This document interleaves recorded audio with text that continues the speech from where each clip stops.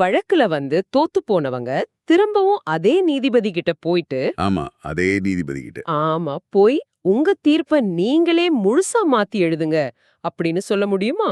ம். கேட்கவே கொஞ்சம் ஆச்சரியமா இருக்குல்ல உங்களுக்கு? கண்டிப்பா. ஆனா அப்படி ஒரு சம்பவம் நிஜமாவே நடந்திருக்கு. உங்களுக்காக நாங்க கொண்டு வந்திருக்க இந்த ஆழமான அலசல்ல ஒரு சாதாரண குடும்ப சொத்து பிரச்சனை எப்படி உச்சநீதிமன்றத்துக்கே போய் ஒரு மிகப்பெரிய சட்ட போராட்டமா மாறுச்சுன்னு பார்க்க போறோம். அதாவது நீதிமன்ற ஆவணங்களை அடிப்படையா வச்சு இந்த மல்லேஸ்வரி எதிர் கே சுகுணா வழக்க பத்தி தான் இன்னைக்கு அலச போறோம். ஆமா, இது 2025ல வந்த ஒரு முக்கியமான தீர்ப்பு. இந்த வழக்கின் பின்னணிய பாத்தீங்கன்னா அது ரொம்பவே உணர்வு பூர்வமானது. மல்லேஸ்வரிங்கிற ஒரு பெண்ணுக்கு அவங்களோட பூர்வீக சொத்துல பங்கு மறுக்கப்படுது. ஆனா அவங்க சும்மா விட்டுடுவாங்களா என்ன? கண்டிப்பா விட மாட்டாங்க.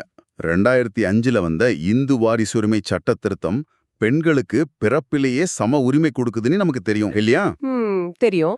அந்த உரிமையை கையில் எடுத்துக்கிட்டு மல்லேஸ்வரி ஒரு சட்ட போராட்டம் நடத்துறாங்க. இப்போ 2022ல சென்னை உயர்நீதிமன்றம் மல்லேஸ்வரிக்கு சாதகமா தீர்ப்பும் வழங்கிடுச்சு. ஆமா, வழங்கிட்டாங்க. ஆனா இங்கதான் ஒரு பெரிய எதிர்பாராத திருப்பம் வருது.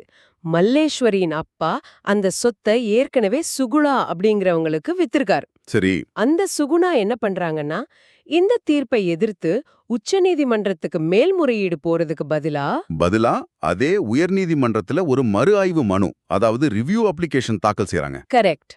அத விசாரிச்ச அதே நீதிபதிகள் 2024ல தங்களோட சொந்த தீர்ப்பையே முழுமையா மாத்தி எழுதுறாங்க.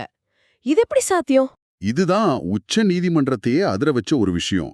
ஏன்னா நம்ம சட்ட அமைப்புல மேல்முறையீடு வேற, மறு ஆய்வு வேறன்னு உங்களுக்கு நல்லாவே தெரியும். ஆமா, அப்பீல் பண்றதுங்கிறது மேல் கோர்ட்டுக்கு போறது. மிகச்சரி.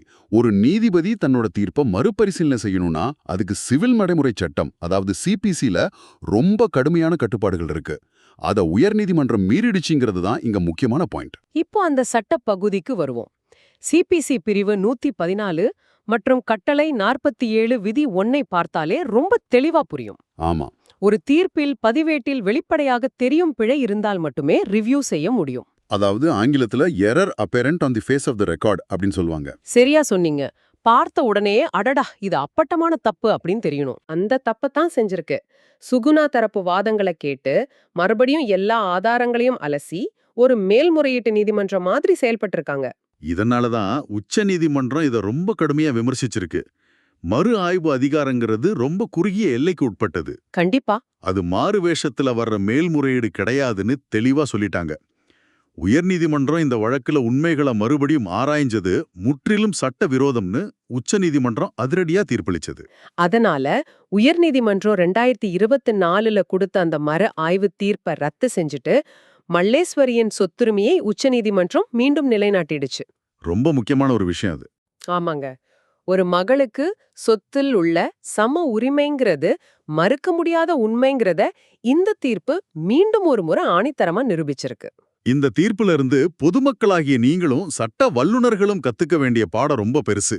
நீதித்துறையில தீர்ப்புகளுக்கு இறுதித்தன்மை ரொம்ப ரொம்ப முக்கியம். ஆமா, ஃபைனாலிட்டி ஆஃப் ஜட்ஜ்மெண்ட்ஸ்னு சொல்லுவாங்க. அதேதான். ஒரு தீர்ப்பு தங்களுக்கு பிடிக்கலங்கிறதுக்காக தோத்து போனவங்க திரும்ப திரும்ப அதே நீதிபதி கிட்ட போயிட்டு இருந்தா வழக்குகளுக்கு ஒரு முடிவே இல்லாம போயிடும். சட்ட அமைப்பு மேல இருக்கிற நம்பிக்கையே குறைஞ்சிடும் இல்லையா? கண்டிப்பா குறைஞ்சிடும். அதனாலதான் இந்த தீர்ப்பு இவ்வளவு முக்கியத்துவம் பெறுது. அதே போல வழக்கறிஞர்களுக்கும் இது ஒரு முக்கியமான எச்சரிக்கை. ஒரு ரிவ்யூ பெட்டிஷனை எப்பவுமே ஒரு அப்பீல் மாதிரி தயாரிக்க கூடாது. ஆமா, உச்ச நீதிமன்றம் இந்த எல்லைகளை ரொம்ப கராரா பாக்கும்னு ப்ரூஃப் பண்ணிட்டாங்க. இப்போ இதையெல்லாம் நீங்க யோசிக்கும் போது உங்களுக்கு ஒரு கேள்வியோடு இந்த அலசலை முடிக்கலான்னு நினைக்கிறேன். சொல்லுங்க. நீதித்துறையில இந்த இறுதித்தன்மை இவ்ளோ முக்கியம்னு சொல்றோம். ஆனா பல வருஷங்களுக்கு பிறகு ஒரு வழக்குல முற்றிலும் புதிய, ஆனா அந்த வழக்கையே தலைகீழா மாத்தக்கூடிய ஒரு மிகப்பெரிய உண்மை வெளிவருதுன்னு வச்சுப்போம். அப்போதும் முழுமையான நீதியை வழங்குவதை விட வழக்குகளை முடிச்சு வைக்கணுங்கிற இந்த இறுதித்தன்மைக்கு தான் சட்டம் அதிக முக்கியத்துவம் கொடுக்குமா? நீங்களே யோசிச்சு பாருங்க.